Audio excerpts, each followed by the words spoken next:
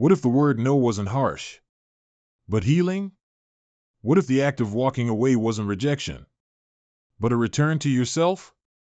In today's episode of Minimalist Living Lab, we're entering a space many avoid, the uncomfortable, sometimes awkward, often life-changing world of boundaries. But this isn't just about learning to say no. It's about learning to say yes. To peace. To intention. To relationships that don't drain us, but nourish us. This is episode 12. Saying no, the power of setting boundaries. Let's talk about minimalist relationships and the invisible clutter we never knew we were carrying. When we think of clutter, we usually picture objects, overstuffed drawers, dusty trinkets, unread books, half-used apps. But there is a quieter form of clutter that weighs even heavier than physical belongings, emotional clutter. And it often lives in our relationships. Minimalist living isn't just about decluttering your home, it's about simplifying your whole life. That includes your mental space, your calendar, your conversations, and most importantly, your connections. So ask yourself, are there people in your life who leave you feeling drained, confused, or small every time you interact? Are there relationships that run on guilt instead of respect, or obligation instead of choice? If so, that's not just emotional discomfort. That's clutter. Here's how to recognize it. One-sided relationships, you give time, energy, empathy, and get little in return. Emotional overreach, someone constantly demands your attention, unloads their stress, but never asks how you're doing. Unspoken pressure, you feel like you have to say yes, or else deal with passive aggression, distance, or guilt tripping. History-based loyalty, you stay connected only because of shared past, not present alignment. These dynamics crowd your inner world, often without you realizing. You say yes to another last-minute favor, cancel your own plans to accommodate someone else, stay in conversations that deplete you, not because you want to, but because you feel you should. This is the invisible clutter that no one sees, but you feel it every day. In your fatigue.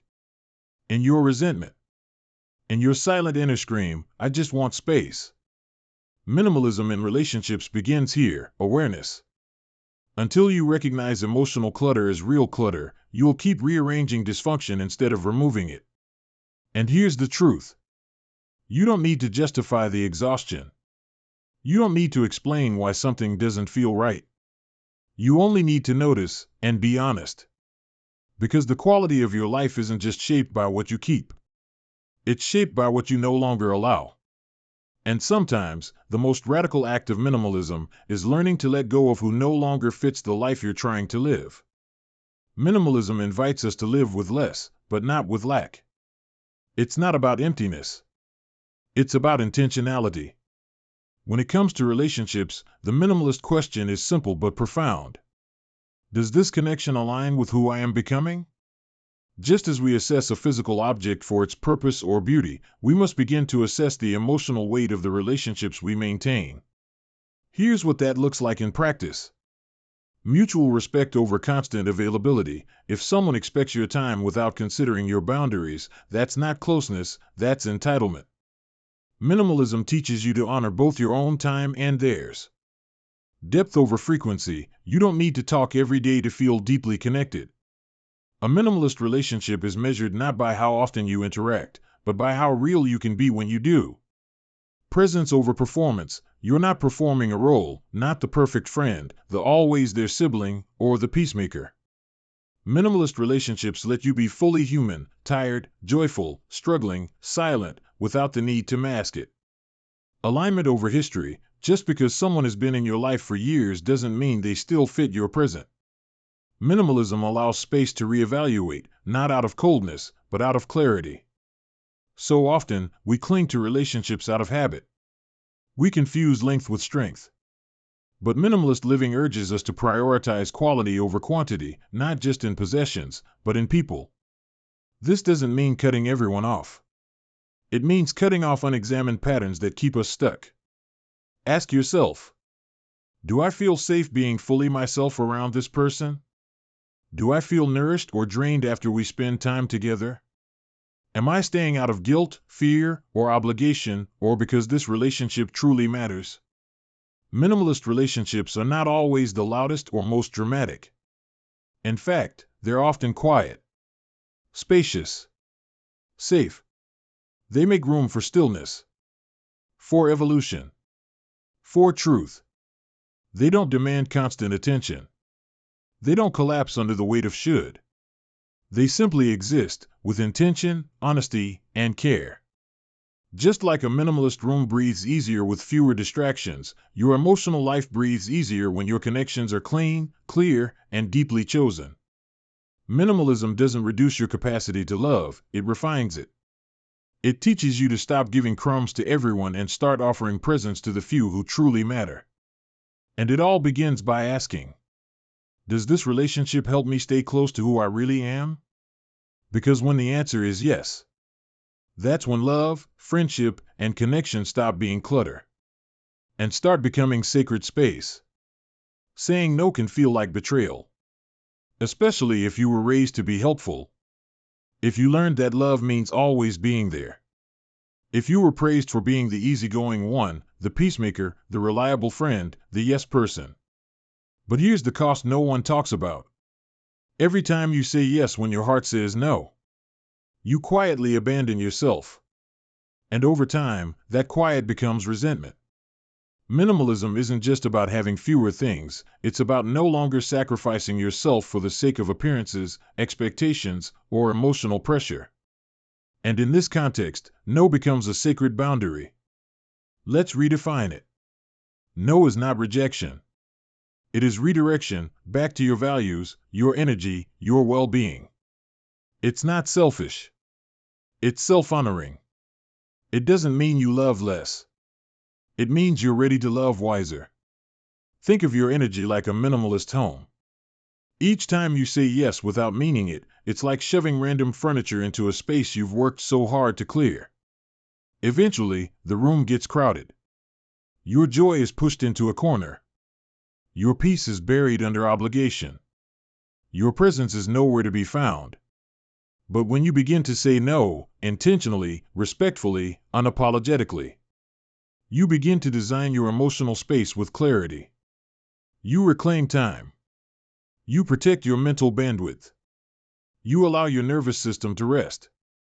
And most importantly, you begin to trust yourself again. You stop second-guessing every choice. You stop explaining your needs in long paragraphs. You stop diluting your truth to make others more comfortable. Here's something powerful to remember. The right people will not leave you because of your boundaries. They will respect you more for having them. If someone withdraws because you finally said no, they were never truly invested in you, only in what you offered. Boundaries don't push away love. They filter out entitlement. They don't end connection. They upgrade it, from transactional to truthful. So the next time you hesitate to say no, ask yourself, what am I protecting by staying silent? Your peace? Your sleep? Your time with someone you actually cherish? Your creativity? Your healing? That's not something you need to apologize for. That's something you need to prioritize. Your no doesn't make you difficult. It makes you discerning. Your no doesn't make you distant. It makes you clear. Your no is not a door slammed shut. It's a gentle gate. That keeps in what nourishes and keeps out what doesn't. Saying no is not the end of kindness. It's the beginning of self-respect. And in a minimalist life, where every item, every moment, every relationship is chosen, respect for yourself is not optional. It is foundational. You've realized some relationships need redefining. You're ready to stop overcommitting, overexplaining, and overextending. But now comes the most nerve-wracking part. How do you actually say it? How do you express a boundary, clearly, kindly, and without guilt, especially in a world that often mistakes silence for politeness and overgiving for virtue? Minimalism offers a way forward. Speak simply, speak honestly, and speak with care. Just as you wouldn't decorate a minimalist space with cluttered, overcomplicated furniture, you don't need to dress your boundaries in justification and fear. Here are powerful, minimalist scripts that say exactly what you need, nothing more, nothing less. 1. I'm not available for that right now. You don't owe anyone your constant accessibility. This phrase sets an immediate, firm tone, without sounding defensive or dismissive. It works for requests, last-minute demands, and even conversations that you're not ready to have. Why it works: it communicates a boundary without blame. You don't explain why, because the boundary stands on its own. 2. That doesn't align with my priorities anymore. Perfect for situations where your values have shifted, friendships, routines, roles you've outgrown. It communicates growth, not rejection. Example: I know we used to do this weekly catch-up, but I'm scaling back my social calendar to focus on family and rest. That doesn't align with my priorities anymore. 3. I value our connection, but I need to step back for my own well-being. This script is both honest and compassionate. It centers your needs without making the other person wrong. Why it's powerful: you express care and respect, while also making it clear that your boundaries are about your internal health, not their external behavior. 4. I can't commit to that, but I appreciate you thinking of me. Boundaries are not just about what you reject, but how you do so with warmth. This phrase is great for invitations, collaborations, or obligations that feel misaligned. Subtle wisdom: you leave the door open for connection, just not on terms that cost you peace. 5. I need to protect my energy right now, and that means saying no. Especially useful for highly empathetic people who are often leaned on emotionally. This language respects your need for rest, recovery, and recharge. Bonus: it can help shift emotional expectations without confrontation. It's a declaration of self-care, not a dismissal of others. 6. Let me get back to you on that. Not every boundary needs to be instant. Sometimes, space is the boundary. This phrase buys you time to assess whether something is truly a yes or a masked no. Minimalist mindset: pause. Reflect. Then respond intentionally, instead of reacting automatically. 7. No. That's it. No modifiers. No softeners. No over-explaining. Because no is a complete sentence. And in a minimalist life, sometimes the clearest thing you can offer is clarity itself. Now, here's what you need to remember when using these scripts. White heavy check mark: you're not responsible for how others react to your boundaries. You are responsible for honoring your truth, not managing their disappointment. White heavy check mark: your boundary is not an attack. It's a reflection of your needs, not a judgment of theirs. White heavy check mark: the right people will adapt. They may not love hearing no, but they'll respect the version of you that says it. And here's something most people miss. Every time you say no to something misaligned, you say yes to something more meaningful. You say yes to your sleep. Yes to your creativity. Yes to your quiet Saturday mornings. Yes to relationships that feel mutual.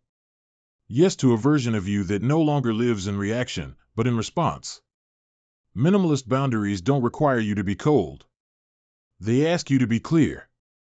And clarity, spoken gently but firmly, is one of the most beautiful forms of love, for yourself and for everyone around you. Let's tell the truth. Not everyone will stay when you start honoring your boundaries. Some will pull away when the version of you that always said yes is no longer available. That's not failure.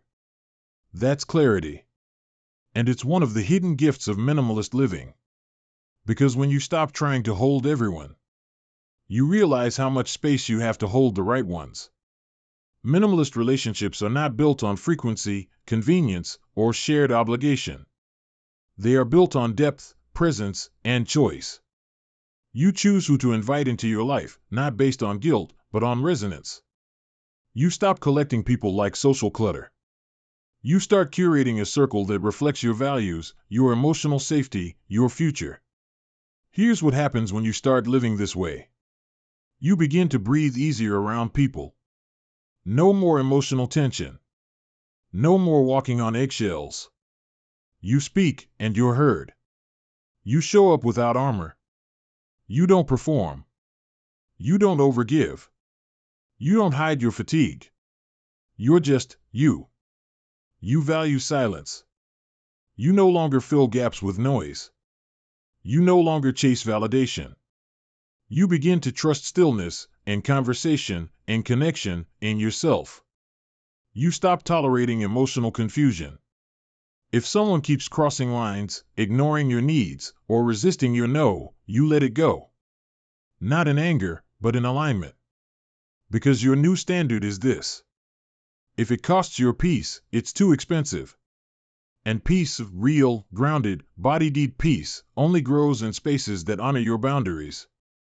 You don't need 1,000 connections. You need a few that feel like home. A few that see you, not just your usefulness.